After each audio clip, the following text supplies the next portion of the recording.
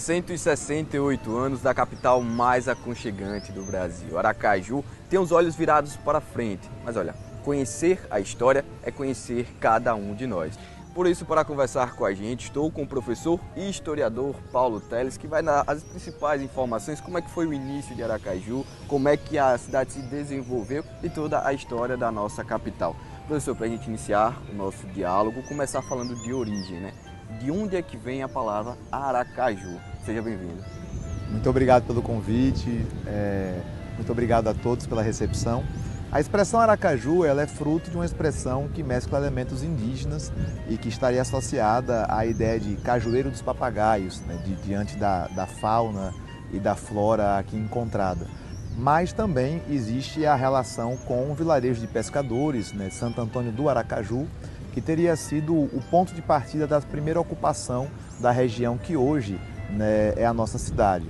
É claro que nessa perspectiva é importante lembrar que Aracaju nunca foi, aos olhos do processo de colonização, necessariamente o ponto de partida da colonização.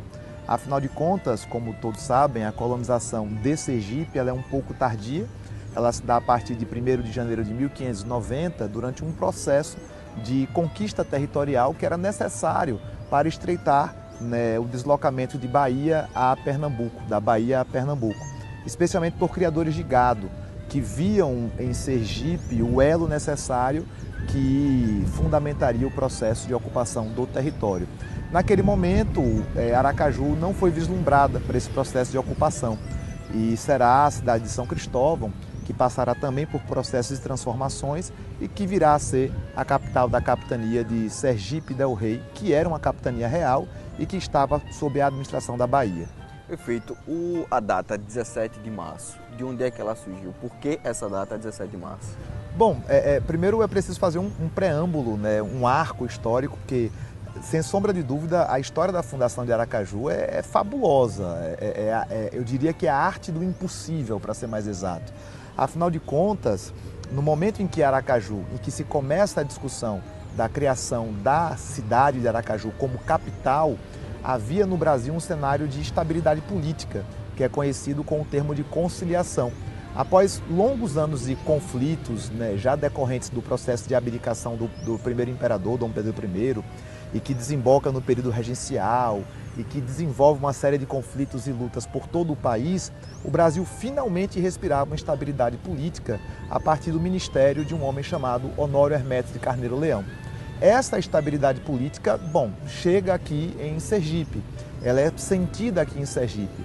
E naquela oportunidade, o presidente da província, Inácio Joaquim Barbosa, viu a necessidade de construir em Sergipe uma nova capital que viabilizasse o escoamento da produção de açúcar, que naquele momento era produto destacado no Vale do Cotinguiba, região hoje que abrange os municípios de Laranjeiras, Maruim, Rosário, aquela região toda. Bom, o problema é que havia uma briga política muito grande na província de Sergipe e essa briga envolvia lideranças políticas históricas, como é o caso do Sebastião Gaspar de Almeida Boto, o Antônio Dias Coelho e Melo, Barão de Estância. Esses indivíduos dominavam o cenário político sergipano e não tinham interesse que a capital saísse de São Cristóvão para uma outra região, ainda mais uma região que naquela oportunidade era inóspita, marcada por encharcos, né, por charcos, entre aspas, uma região pantanosa e que não havia habitação quase nenhuma a não ser um pequeno vilarejo de pescadores. Mas, interessado na criação de um novo porto, que pudesse escoar o açúcar que era produzido no Vale do Cotinguiba e que nos emanciparia da dependência econômica da Bahia. Afinal de contas, apesar de Sergipe ter ficado independente politicamente, a nossa produção agrícola era escoada pelo Porto de Salvador. Então, ainda estávamos dependentes da Bahia, especialmente nesse campo econômico. Então, um visionário, o Inácio Joaquim Barbosa, junto com o engenheiro Sebastião Pirro, que vai estabelecer a construção do Tabuleiro de Pirro, e com o apoio político do Barão de Maruim, João Gomes e Melo, que compra essa briga, decide-se então dar início à construção de Aracaju. O projeto ele é idealizado em 1853 e é finalmente assim inaugurada a cidade no dia 17 de março de 55, com 5 mil almas, né, 5 mil pessoas, 5 mil habitantes, que na prática eram funcionários públicos, né, do governo da província de Sergipe. A população, os comuns, por assim dizer, eles não foram inseridos dentro do tabuleiro nesse primeiro momento. Afinal de contas, havia todo um conjunto de normas que tornava a habitação muito cara dentro do tabuleiro de Pirro. Essas pessoas, os construtores da cidade, infelizmente ficavam às margens desse tabuleiro e durante um processo de muita luta a cidade foi crescendo, foi ganhando espaço, foi se reinventando. Bom, Aracaju foi assolada por febres, por doenças por conta desses charcos e não foi um desafio fácil de ser vencido. Ainda hoje nossa cidade sofre com alguns problemas, mas somos, sem sombra de dúvida, a cidade do impossível. Perfeito, a cidade da arte do impossível, como o senhor está falando. O senhor falou logo no começo, o senhor falou do tabuleiro de Pirro, né? Uma cidade que era pensada para ser planejada. Sim. Até onde vai esse planejamento? Então, há uma discussão sobre a ideia de uma cidade planejada, uma cidade desenhada, né? Inicialmente se propagou muito a concepção de Aracaju ser uma cidade planejada, afinal de contas havia todo um plano arquitetônico para serviços públicos, né, de administração. E principalmente a preocupação prioritária era a construção do porto, que depois vai ser construído lá na Barra dos Coqueiros, né? Não é nem em Aracaju propriamente dito, afinal de contas era necessário se distanciar um pouco da costa por conta da necessidade de um calado, né, de uma profundidade para receber navios.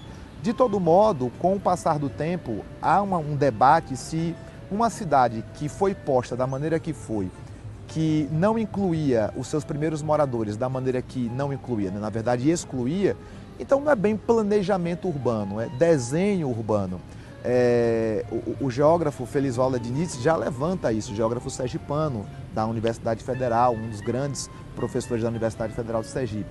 Então havia uma discussão muito grande sobre isso, de tal modo que falar em planejamento há os seus limites, mas seguindo essa versão tradicional de cidade planejada, nós estamos aqui nesse exato momento numa área histórica, né? A Praça Fausto Cardoso, que é um centro de debate político, de história da política sergipana.